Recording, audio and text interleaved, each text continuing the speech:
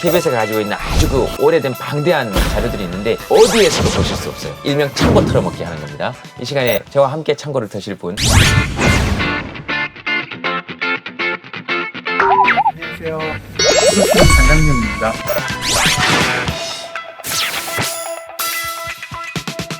일본은 이웃나라, 네. 청산대상은 제국주의. 네, 1995년에 제가 20살이었습니다. 네.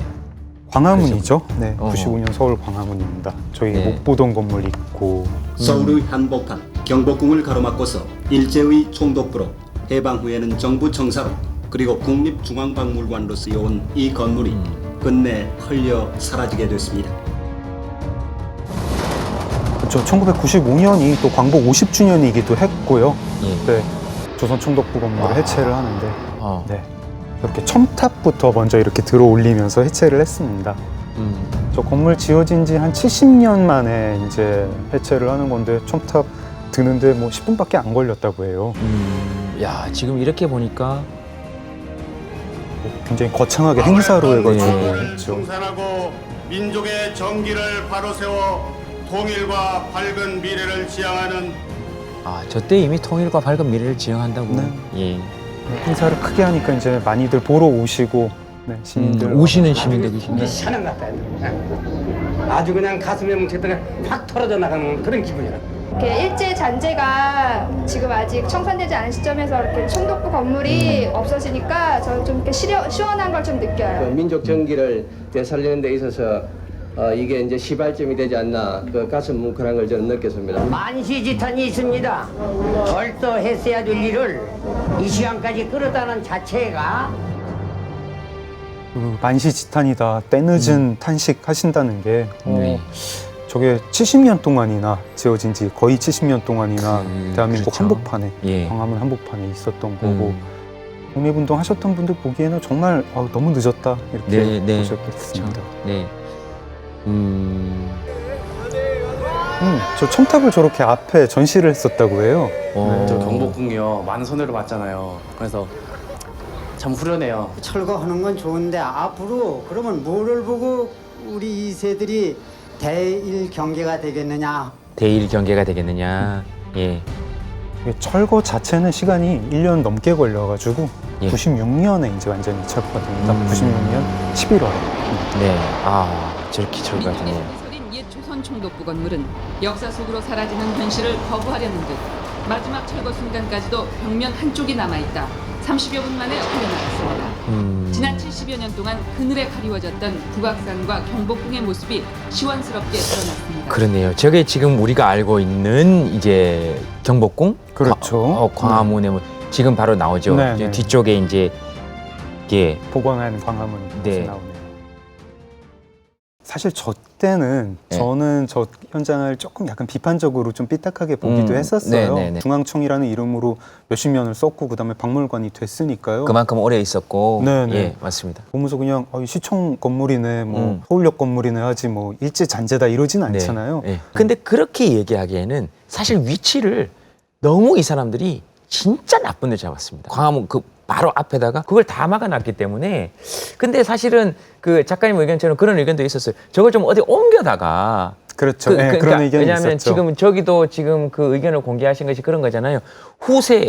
후세대들이 뭘 보고 대일 경계를 하겠느냐. 건물이 좀 근대 문화유산이기도 했으니까요. 부수진 말고, 근데 저 네. 공간에 두진 말고 옮기자. 현실적으로 그 이전 비용이 너무 비싸가지고 2천억 원 정도 했다고 합니다. 철거 비용은 117억 원인데 그 건물에 뭐 어떤 의미를 떠나서 예. 보기에 좀 기분이 안 좋습니다. 그렇죠. 사람 좀 이렇게 위압하는 느낌이고, 그렇죠. 예. 우리가 너희를 감시한다. 이게 뭐 일제가 지었건 안 지었건 간에 굉장히 권위적인 그런 분위기의 건물이었던 거고, 지금 이제 없어지고 나니까 그게 거기 있어서는 안 될 건물이었다. 그때 제가 20살 때 했던 어떤 질문들이 생각이 났는데요. 역사 바로잡고 일제를 청산하자는데 저 건물 부수면 청산이 되는 건가? 현실적으로 우리가 일본이랑 교류를 안 하면서 살 수는 없지 않습니까? 그 총독부 건물을 95년에서 96년까지 철거를 하는데도 그때도 우리가 일본이랑 교류를 했습니다. 심지어 총독부 건물 완전히 철거를 하고 나서 바로 며칠 뒤에 한일 정상이 저렇게 만나가지고 2002년 월드컵 공동 개최 잘 해보자 이런 얘기 나누고 또 우리가 그때 90년대 중반에 저를 포함해서 젊은이들이 일본 문화 좋아했어요. 네. 네, 슬램덩크, 드래곤볼 이거 제 세대 모르는 사람이 없고. 네. 사실 그런 문화 교류나 이런 것이 아니고 사실 진짜 청산해야 될 게 따로 있었는데 그때 네. 당시에도 정치인들이나 이런 사람들이 오히려 딴 것에서 그걸 찾았던 경우가 많이 있었던 거죠.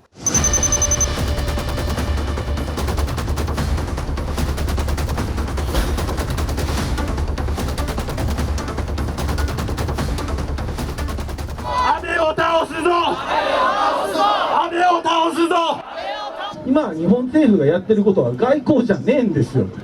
明らかに間違って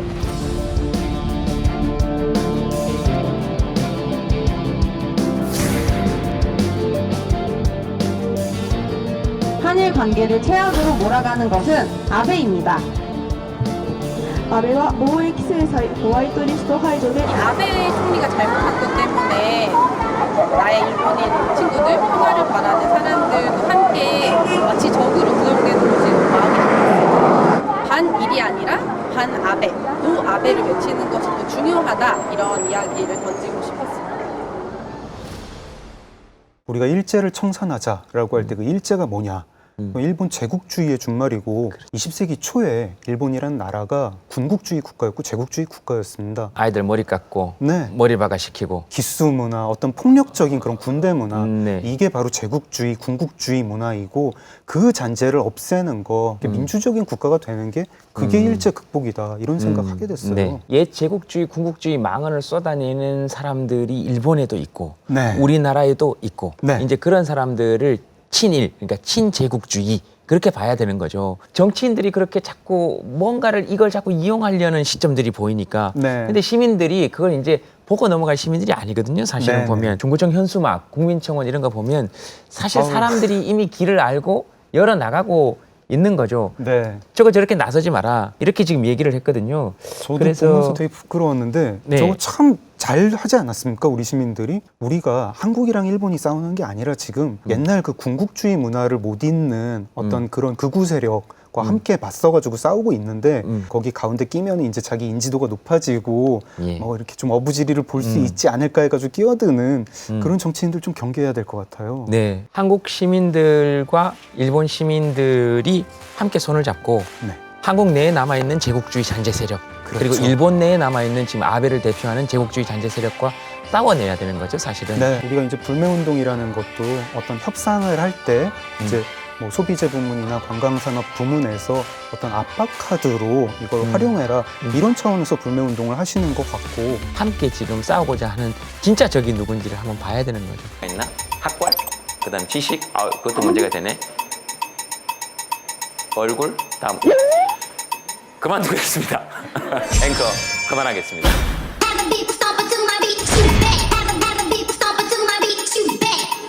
뉴스가 원래 이렇게 막 다 지나다닙니까?